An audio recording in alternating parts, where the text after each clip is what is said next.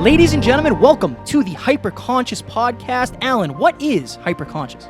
Once you understand why something is the way that it is, now you have the power to change it. Great conversations with great people and great questions are the keys to the kingdom of unlocking your consciousness.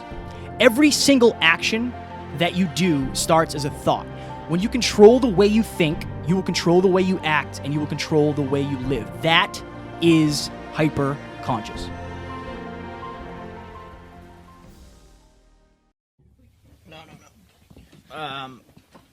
Geographically?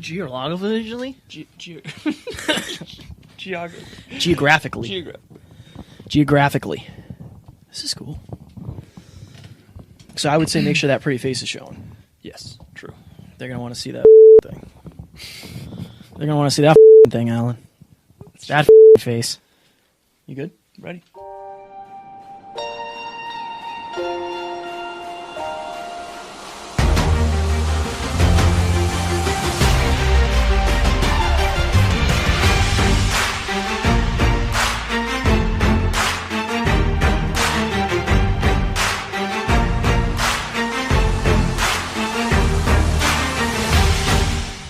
Ladies and gentlemen, welcome back to another very special, as always, episode of the Hyperconscious Podcast. We hope you enjoyed our latest episode where Alan and I were lucky enough to sit down with Mr. Mark Metry. Today we are going to hit you with a small talks episode on the word focus. Thank you so much to Christina for the suggestion. So focus is one of my favorite words. I do believe that focus is going to be the greatest determining factor to your long-term success. But before I jump into that and read you the definition on dictionary.com, friendly reminder, going to the hyperconsciouspodcast.com, click on join our mailing list, and you will get 3 hyperconscious morning minutes. 3? Oh, yeah. The only way your life improves is if you improve first. Let us help you do that. Guys and girls, I've been watching them. They are getting better. They're getting good. You got to be on that mailing list. Oh, yeah? Okay, so now we're going to define focus. So Kevin and I went through a bunch of different definitions. Yeah, and they are brutal. Yeah, they are a little Some of them.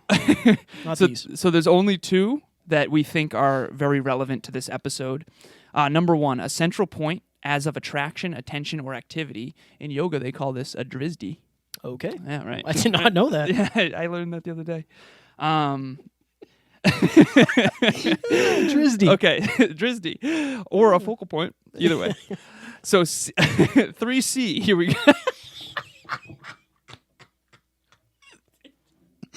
Keep going. Rolling, just keep going. rolling, Roll man. through it. Roll through Fuck it. it. All right. The clear and sharply defined condition of an image.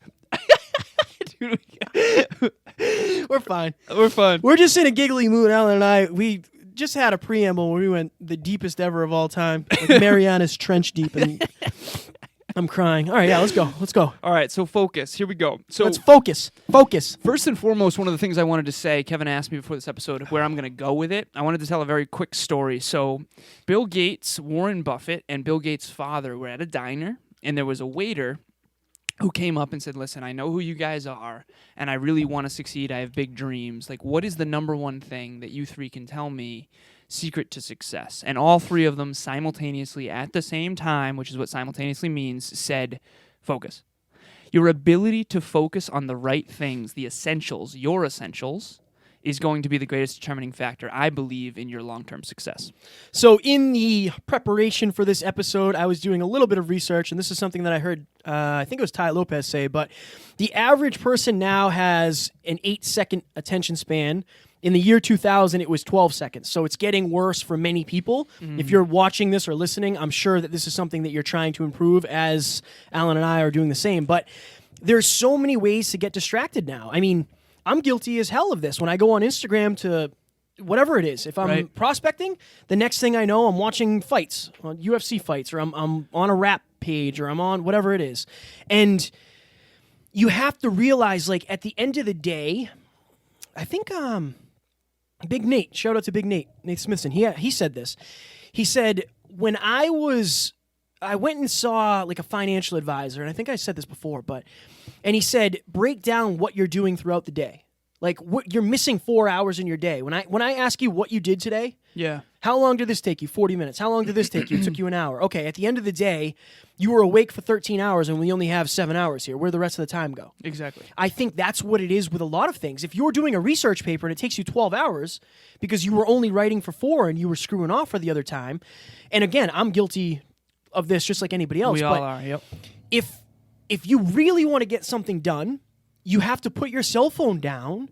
You have to go to a quiet room. You have to maybe put music on, whatever it is, and you have to sit down and focus on that thing. And I think that's something that has been, it's just rare now. It's rare now. There's a lot of multitasking that goes on, and I think Steve Ryder said it. If you're multitasking, nobody's really good at multitasking. Was it Steve Ryder that said that? Yep. So there's so many different ways we can go about this, but first and foremost, like what you focus on, you're going to feel. And what I mean by that is if I were to say focus on your pet right now, like think of your pet, you're going to feel a certain way, most likely really positively, unless you have a terrible pet. Yes. And then what you feel is going to determine two things, the meaning you associate to whatever that thing is and what you're going to do about it. So a lot of people feel their way into action. And so if you are that type of person who needs to feel good to take action, then you most likely want to control your focus on things that make you feel good. If you're someone who is more driven by logic, then you're going to want to think your way into taking action. But what you focus on ultimately will determine how you feel and then therefore what you do about it. I think that's an excellent point too, because if you focused on all the negative stuff, this is why gratitude's so important. Right. Because the stuff that you focus on is the stuff that you're going to see. You could have every reason to be positive in the world, but if you're focused on the negative stuff, then you're going to feel like you're living a negative life. Yep. If you're stuck in traffic and you're focused on the traffic, you're not focused on the fact that you're going to the beach with somebody that you love in the passenger seat, or your family, or you're going to a job interview, whatever it is. Like, if you focus on that, then those moments are going to be miserable, when in the grand scheme of things, your ultimate focus is going to the beach and enjoying the time that you're going to spend with these people. I think that, for me, I'm guilty of this, man. I'll lose myself and not be focused on the end goal. Like, not in the grand scheme of things, but like, for example, tonight we have a dinner. Shout out to Bianca. Happy birthday. Happy birthday, B. So we're doing this, but I'm also focused in my mind on the logistics of, okay, I got to make sure I'm out of here at a certain time. I got to make sure I leave my house at a certain time. Usually when we podcast, we just podcast till we're done. We hang out. There's nothing after. Yeah. So for me, it's like I'm focused on this as much as I always am, but I'm also focused on something later, which I'm not used to. Right. So it's, where focus goes, energy flows. T. Robs. That is a legitimate thing. And yeah, it's something that you have to control, because if you don't, it doesn't seem like it's hurting you in the moment. Yeah. But it is, for sure. It's going to hurt you long term. On one of the episodes last week, we defined success. Mm-hmm. We did a word on Small Talks for success, and it was defining success for yourself. Once you do define success for yourself, and I recommend going back and listening to that episode if you haven't yet, now you have to figure out what you need to focus on a daily basis to make that success possible, to create those outcomes. One of the things that Kevin mentioned earlier on this podcast here is our attention span is dwindling. The reason why is because we all have a weapon of mass distraction in our pockets. The phone, all these notifications from all these different apps all the time. We're constantly being distracted. There's a great book by Tim Ferriss called The 4-Hour Workweek. I hate that title, by the way, but the book is phenomenal. And he talks about this. He basically says that you can afford the 5 minutes. You can't afford the distraction. The science, the neuroscience behind this shows that it takes up to 20 minutes to be fully immersed into something. So Kevin and I were in a preamble, and we were talking very deeply, as he mentioned, about all these different things that we're learning. And he was like, yo, man, time just flies by. So fast. Whenever we're going deep. And basically it took us like up to 20 minutes to get into that full immersed state. And if you notice on this podcast, a lot of times it takes us a little while to get into that flow state. And so where I'm going with this is you can afford the 5 minutes. Don't think of it that way. What you can't afford is the distraction, because getting back into a fully immersed state where you're being productive takes a long time. That makes a lot of sense, because I'll find... So, for example, today when I woke up from my nap, I was scrolling through social media, and then 5 minutes later, I'm sitting down getting ready to work, and it was just easier for me to scroll through social media because I had already done it. I had done it 15 minutes prior. So it was just like, well, I'll just do this again. Exactly. You know, so yeah. An example. I wanted to bring this because we were talking. One of the definitions was about a lens and light and all that happy jazz. Oh, yeah. If you've ever sat down with a magnifying glass and lit a leaf on fire, or an ant if you're a savage, Oh, jeez. you know the only reason it works is because the light is focused. Yep. You have to get it right. You got to get the right angle. If not, you just have that ring of light that does nothing. Yep. That's what your focus can be if you're focused on getting the body of your dreams.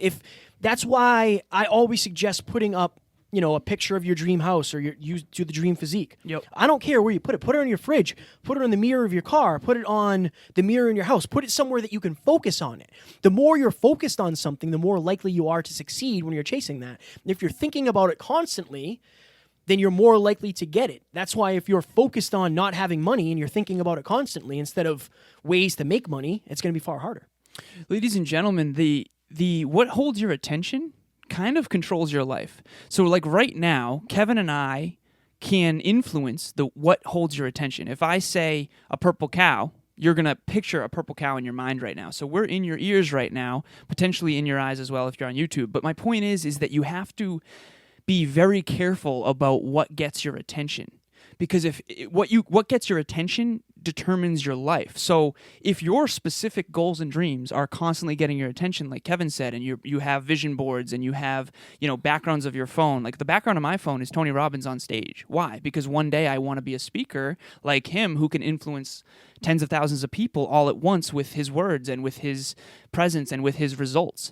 And so that is a subconscious reminder for me to focus on going and getting speeches, on getting better at speaking, on eventually doing Toastmasters and learning how to get better at my craft. Like, what gets your attention will control your life, so you have to be very picky about who, the persons, places, and things that get your attention. And to go back to the definition that Kevin just mentioned about the sort of focal point thing, imagine going to a party and the whole party was awesome. It was a rager. Everybody had blast. You had a ton of fun. Imagine if a fight broke out, okay? And the only thing anyone focused on in that party was the fight. That party was going to be seen, the perception of that party is going to be that was a shitty party, even though it was wonderful.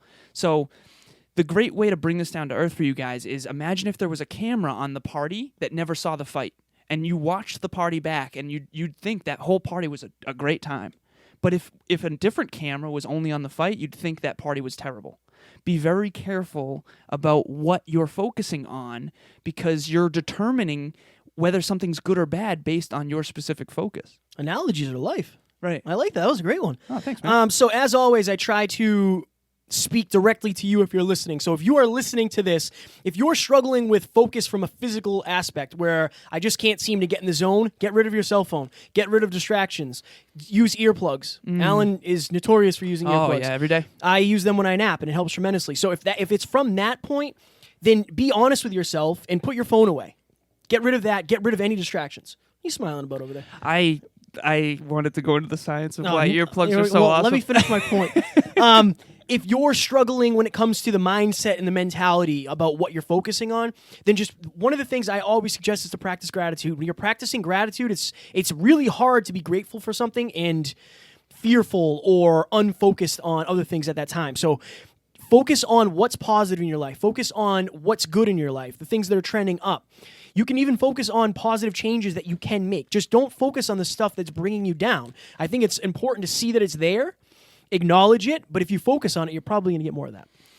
I spent a few months watching TED Talks every single day, and one of the playlists that I focused on was neuroscience. And so a lot of the neuroscience that I try to teach you guys on the podcast is from that. So our brain, neuroplasticity, there's a term called neuroplasticity where you've heard me say this.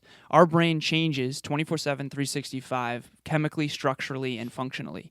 And so if you find that you are having some ADHD tendencies or ADD or you're getting easily distracted, those are very real things that are usually being created by habits. So one thing that will help you from a very practical standpoint is weight training.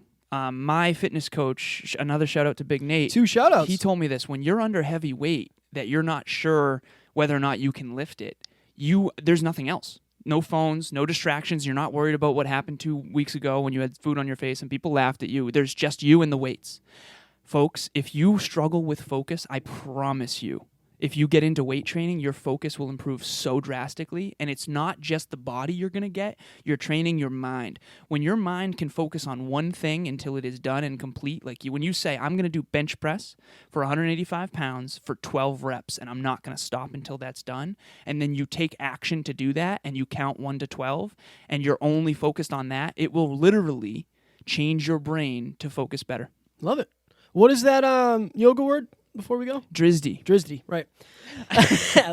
Ladies and gentlemen, we hope you enjoyed this episode as much as we enjoyed recording. Up next, we have a Scratching the Surface episode.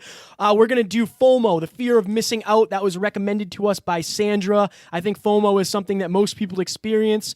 I'm going to touch on it from a couple different areas. Kid can't even speak. Kid can't even talk. One, maybe the fear of missing out is because people are doing cool shit. If that's what it is, we'll talk about that. But also, I think Alan and I experience FOMO at a different level because we're grinding on Friday nights and Saturday nights, and we're working, and other people are doing things, and I don't necessarily struggle as much with FOMO, I don't think, because I'm happy. But, we're going to go into that. I can't wait for that episode. What you focus on, folks, is controlling your life. Focus on the good things, the good people, and the things that you want to get done. The last thing that I want to say real quick is Drizzy. That's what I wanted to say. Okay. So I said this on the episode where Kevin interviewed me, and you have the past, the present, and the future. You can focus on any three of those. A lot of people, unfortunately, focus on the traumas of their past, the difficulties and challenges in their present, and the fear of their future. That's a lot of people, and that's not a powerful place. If you want to focus in the right areas, if you are going to look at the past, learn from it, or look at the great times. If you're going to focus on the present, focus on the task at hand and make sure that task is building towards a brighter future. And if you want to focus on the future, I think that's also wonderful too. Focus on a bright one. As The Rock would say, focus! Yeah, right. Talk to you soon. Talk to you soon. Bye. Ladies and gentlemen, thank you so very much for listening to another episode of the Hyper Conscious Podcast. Going hyper-conscious will absolutely change your life, because if you understand why something is the way it is, now you have the power to change it. If you going hyper-conscious with us has changed your life in any way, please share this episode with one of your friends, because the more people that go hyper-conscious, the better this world's going to be for everybody. And if you would kindly leave us a 5-star review on iTunes, that would help us make more people hyper-conscious, and we would be greatly appreciative. Thank you. Bye.